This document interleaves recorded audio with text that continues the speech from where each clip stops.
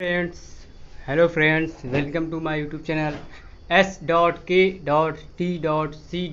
में आपका स्वागत है। नमस्कार, कैसे हैं सभी लोग? Good morning. बहुत अच्छी तरीके से पढ़ रहे होंगे। मैं आपको पढ़ा रहा हूँ गणित कक्षा 12 की हुई डॉक्टर मनोहर रे की बुक है। और अध्याय आज मैं बताने जा रहा हूँ आपको अध्याय 3 ऑब्व्यू मैट्रिसेस। और आप लोग अच्छे से पढ़े होंगे। मैट्रिक्स तो आप सभी लोग पढ़ चुके होंगे फ़िलहाल, तो मैं आपको फिर से बता रहा हूँ, कोई दिक्कत नहीं है। आप लोग देखिएगा, एक बार कोशिश कीजिएगा। आप लोगों को मैं अच्छे से अच्छा कंटेंट और बढ़िया से बढ़िया चीज़ देने की कोशिश करूँगा। आप लोग देख सकते हैं और पढ़ने की कोशिश भी कर सकते हैं। साथ ही साथ आप लोग एंजॉय भी करते रहिएगा।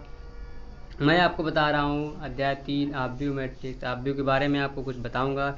ऑब्व्यू वो चीज़ होती है क्या, जिसमें से हम किसी भी सांख्यिकी का मतलब अध्ययन कर सकते हैं, या कोई भी चीज़ जस्ट रो और कॉलम में या क्षैतिज या ऊर्ध्वाधर या पंक्ति या स्तंभ पे हमारी अरेंजमेंट होती है कोई भी चीज़, वो उसको हम क्या मैट्रिक्स कहते हैं, या वो मैट्रिक्स कहलाती है। आप लोगों को पता होगा, तो उसी के बारे में मैं आपको कुछ बताऊंगा। आप लोग कुछ समझिएगा, देखिएगा, ठीक है। तो यही चीज़ हमारा हो जाता है मैट्रिक्स। तो आप लोग देख चुके होंगे अध्याय 3, आपको लोगों को मैंने बताया है। अब आपको दिखा देता हूँ, आपको कुछ की पॉइंट्स दिखाऊंगा मैं, जैसा कि मैं बताता हूँ हर बार।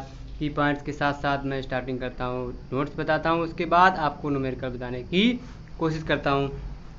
देखिए, लिखा हुआ अध्याय 3 ऑब्व्यू मैट्रिसेस। ऑब्व्यू की परिभाषा, डिफिनीशन ऑफ मैट्रिक्स। जो डिफिनीशन ऑफ मैट्रिक्स है वो क्या है, आप लोगों को पढ़ना। देखिए, लिखा हुआ है एम एन संख्याओं के एक निकाय को एम पंक्तियों तथा एन स्तंभों, जो एम जो होगा वो पंक्ति कहलाता है, एन जो होगा वो स्तंभ कहलाता है, में आयताकार सारणी के रूप में व्यवस्थित करने को एम एन क्रम या कोटि का ऑब्व्यू या m क्रॉस n ऑब्व्यू कहते हैं। जी, आप लोगों को मैट्रिक्स की परिभाषा मिल गई। जो m पंक्ति या n स्तंभ जो होंगे वो m आयताकार सारणी के रूप में, मतलब हमारा रेक्टेंगल के टाइप में बन जाता है। ठीक, एग्जाम्पल देखिए, A11, A12, A1n, A21, A22, A2n, I1, AI2, AI3 dot dot AM1, AM2, AMN। तो ये किस क्रॉस का है? M क्रॉस N क्रम की ये ऑब्व्यू हमारे पास दी हुई है। Example first. एग्जाम्पल आप लोग सेकंड देखिएगा। ये देखिए, एग्जाम्पल सेकंड लिखा हुआ है क्या कि 2 3 1 3 -1 1। इसमें देखिए, हमने बताया था कि इसमें m कौन है और n क्या है, वो आपको पता करना है। जो हमारी ऐसे हॉरिजेंटल हो, परपेंडिकुलर होगी लाइन पे ऐसे, ये हमारा m होता है, और जो ऐसे होंगे वो होता है हमारा n। ठीक है, तो देखिए 1 2 यहाँ पे कितनी रो हमारे कॉलम है, मतलब जो ऐसे ऐसे है वो हमारा क्या है, ऐसे ऐसे हमारी कहलाती है पंक्ति, और ऐसी ऐसी कहलाती है एंड 1 2 जे हमारे, सॉरी, जे एम और जे एन। तो जे हो जाएंगे हमारे क्या, जे एम कितना हो गया 2, 1 2 3 ऐसे हमारे खड़ी खड़ी हो गई, एन जो हो जाएंगे स्तंभ। स्तंभ मतलब हमारे क्या होते हैं, कॉलम। कॉलम आप लोगों ने समझे, पढ़े होंगे वो चीज़। ठीक है, तो ऐसे ही हमारी हो जाएगी जे। तो ऐसे आप लोगों को ये चीज़ समझ में आ गई। अब इसके आगे देखिएगा, दूसरी चीज़ बताता हूँ आप लोगों को।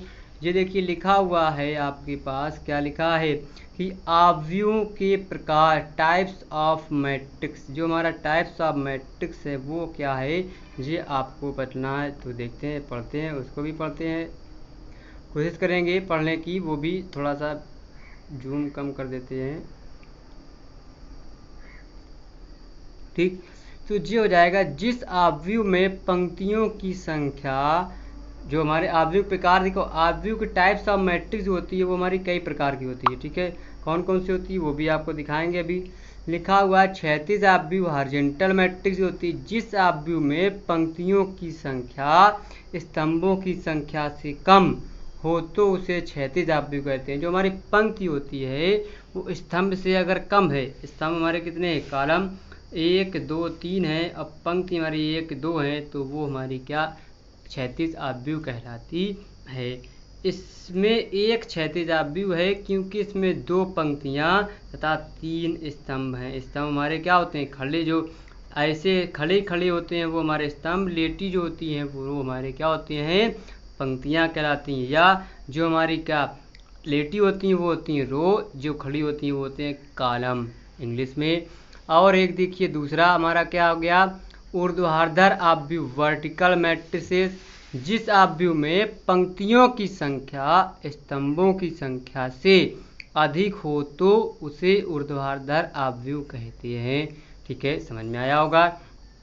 ऊर्ध्वाधर आव्यूह कहते हैं जैसे कि हमारे इसमें 4 पंक्तियां हैं एवं 3 स्तंभ हैं। 1 2 3 स्तंभ हमारे पास कितने हैं, 3, 1 2 3 4 पंक्तियां कितनी हमारे पास, 4। वो हमारा जिसमें पंक्तियों की संख्या स्तंभों की संख्या से क्या ज़्यादा होती है वो हमारी ऊर्ध्वाधर आव्यूह कहलाती है। ठीक है, इसी के साथ आप लोगों को एक चीज़ और पढ़ना है। ये देखिए लिखा हुआ है क्या कि वर्ग आव्यूह स्क्वायर मैट्रिक्स जिस आव्यूह में पंक्तियों तथा स्तंभों, जिस आव्यूह में पंक्तियों तथा स्तंभों की संख्या बराबर हो अर्थात m बराबर n, तो उसे वर्ग आव्यूह कहते हैं।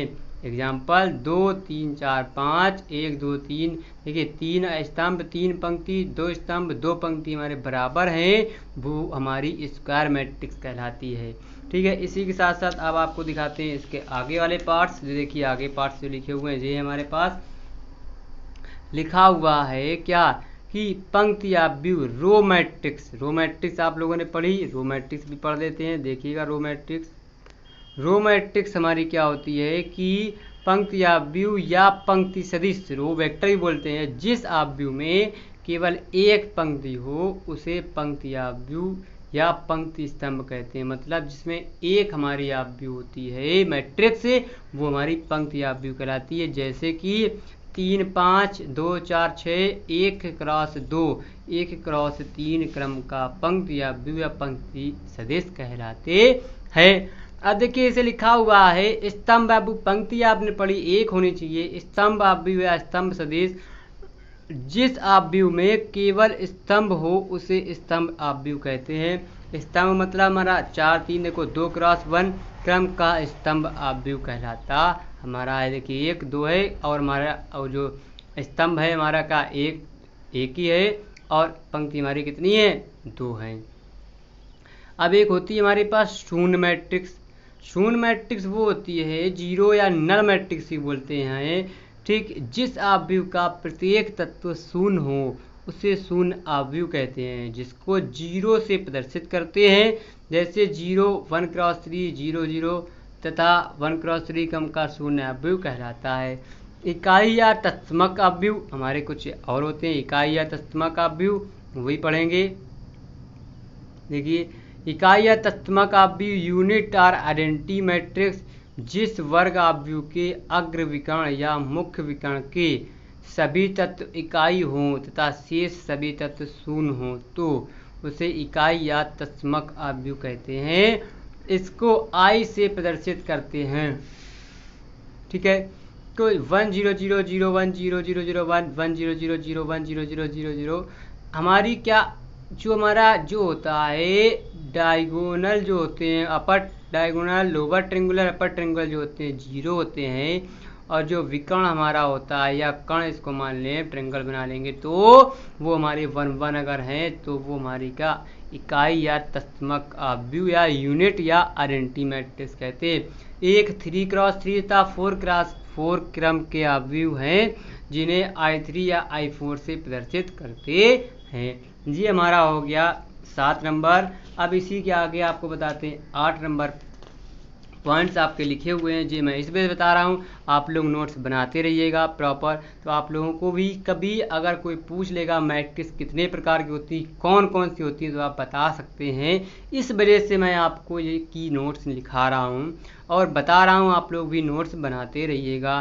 लिखा हुआ विकर्ण आव्यूह डायगोनल मैट्रिक्स यदि किसी वर्ग आव्यूह में मुख्य विकर्ण के तत्वों को छोड़कर सभी तत्व शून्य हो तो उसे विकर्ण आव्यूह कहते हैं। जैसे कि लिखा है 4,0 0,2 1,0,0,1,0,0,0,1 विकर्ण आव्यूह हैं। देखिए विकर्ण आव्यूह में हमारा जो ऊपर नीचे अपर ट्रेंगुलर जिसको बोलते हैं हमारा अपर ट्रेंगुलर, इसको बोलते हैं लोअर ट्रेंगुलर, जीरो होते हैं, बीच में हमारी कोई वैल्यू होती है, वो हमारा डायगोनल मैट्रिक्स कहलाता है। लिखा यदि किसी वर्ग समूह में मुख्य विकर्ण के तत्वों को छोड़कर सभी तत्व शून्य हों उसे विकर्ण आव्यूह कहते हैं। मुख्य विकर्ण हमारा ये होता है, ठीक है। इसको एक होता है अदिश आव्यूह। 10 नंबर अदिश आव्यूह स्केलर मैट्रिक्स जिस वर्ग आव्यूह के मुख्य विकर्ण के सभी तत्व बराबर शेष तत्व शून्य हो उसे अदिश आव्यूह कहते हैं। ठीक है, मुख्य आव्यूह जो है हमारे देखिए 3 बराबर है, यहाँ 4 5 5 6 6 कुछ भी हो सकता है, बाकी सारी हमारे जो तत्व हैं वो क्या है, जीरो हैं। ऐसे ही हमारा होता है एक 10 नंबर उप आव्यूह। उप आव्यूह क्या होता है वो भी पढ़ना है। लिखा है किसी दिए गए आव्यूह की कुछ पंक्तियों तथा स्तंभों को निकाल या छोड़ देने पर शेष बचे आव्यूह को दिए गए आव्यूह का उप आव्यूह कहते हैं। जैसे 1 2 3 4 आव्यूह ए 5 3 2 1 1 2 7 3 4 आव्यूह की पहली पंक्ति तथा पहले स्तंभ को निकाल देने से प्राप्त उप आव्यूह कहलाता है। ये आप लोगों ने पढ़ा, अच्छे से रिवाइज किए।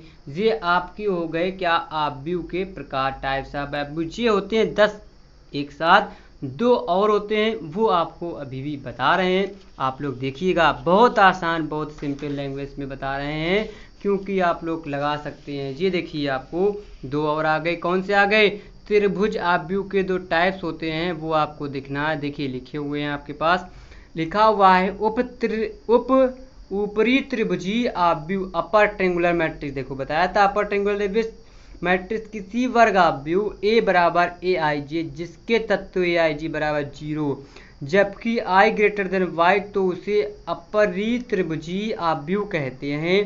जैसे 2 - 9 0 0 1 2 1। ये देखिए अपर ट्रेंगुलर जो होता है हमारा, ये देखिए अपर ट्रेंगुलर है, जो अपर ट्रेंगुलर जो होता है हमारा नीचे होता है, लोअर ट्रेंगुलर ऊपर होता है। उस तरफ शायद हम मिस्टेक कर गए हैं, शायद उल्टा बता दिए थे, लोअर ट्रेंगुलर को अपर, अपर को लोअर बता दिया था। तो आप लोग यहाँ से इसको सही कर लीजिए। फिर 3x3 तथा 4x4 क्रम के ऊपरी त्रिभुजीय आव्यूह हैं जिनको हम दूसरे शब्दों में इस प्रकार भी परिभाषित कर सकते हैं कि अर्थात वर्ग आव्यूह जिसके मुख्य विकर्ण के नीचे के सभी तत्व शून्य हों उसे ऊपरी त्रिभुजीय आव्यूह कहते हैं। देखो ये हमारे क्या शून्य है, ट्रेंगल बन गया एक, ये होता है हमारा अपर ट्रेंगुलर मैट्रिक्स। ठीक है, अब देखिए एक और होता है हमारा क्या, निम्न त्रिभुजीय आव्यूह, मतलब होता है लोअर ट्रेंगुलर मैट्रिक्स। जो होता है किसी वर्ग आव्यूह ए बराबर ए आई जे जिसके तत्व ए आई जे बराबर 0 जबकि आई लेस देन जे तो उसे निम्न त्रिभुजीय आव्यूह कहते हैं। जैसे 1 0 2 3, इसका स्क्रीनशॉट आप ले लीजिए, मैं फिर नहीं चलाऊंगा, आप लोग को डिस्टर्ब हो रहा होगा। अब देखते हैं 4। अब देखिए यहाँ पे जो हमारा लोअर ट्रेंगुलर होता है वो ऊपर होता है। देखिए ये बन गया ट्रेंगुलर, तो ये 2x2 तथा 4x4 क्रम के निम्न त्रिभुजीय आव्यूह हैं जिनको दूसरे शब्दों में हम इस प्रकार भी परिभाषित कर सकते हैं, अर्थात वर्ग आव्यूह जिसके मुख्य विकर्ण के ऊपर के सभी तत्व शून्य हों उसे निम्न त्रिभुजीय कहते हैं। ये आपके हो गए टाइप्स। 12 टाइप्स की होती है आपकी मैट्रिक्स, आपको मैंने बताई। अब आपको बता रहे हैं मैट्रिक्स का एक और छोटा सा पॉइंट है, क्या 2 आव्यूहों की समानताएं कैसे होंगी वो।